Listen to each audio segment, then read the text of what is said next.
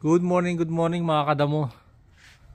Mag-i-start na ng spring 2025 and alam nyo na, sa mga kadamo natin dyan, magiging active na tayo sa lawn at pagtatanim ng mga flowers and vegetable natin.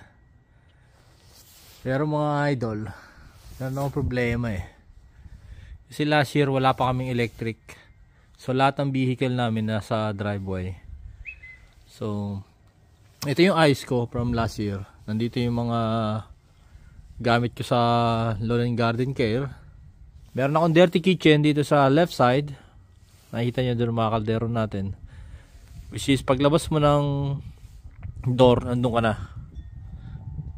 So maganda yung setup ko last year. Tapos nandun yung freezer. Yan.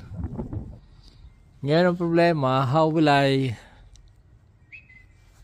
arrange this garage na punong-puno ng gamit? So ang plano ko, ilipat tong car dito sa right side.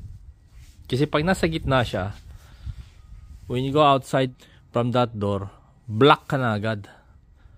Ngayon pag magluluto naman ako, masikip. Kasi usually pa magluluto kami sa labas, naglalagay ako ng small table para doon sa mga preparation ko. Diyan na rin ako nagkakat. So sagabal to, nasa gitna yung electric car. So naisip ko na ilagay siya dito sa right. Then i-clear to. Ngayon, so pag nailagay ko to rito, may free na ako na half of this. So paglabas mo, wala naka-block na malaking sasakyan. Maagalaw ka, makapag-shoot ka pa ng basketball if you wanted. May access ka doon. So, but the big problem is, how will I do that? Meron akong 3 mower. Meron akong reel mower na pang-up, which is 4 na sila. Yung spreader ko nandun. And yung mga nakahang na kailangan ko rin, magiging active din yan this coming spring.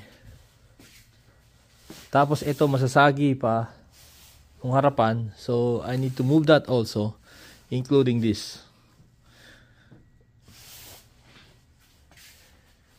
And then, oh my god, I don't know how to start this thing. I guess I need to throw some clutter na hindi ko naman na-touch probably last year or 2 years. Siguro pwede natin siya itapon. Then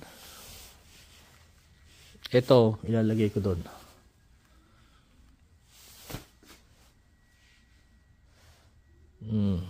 I don't know, man.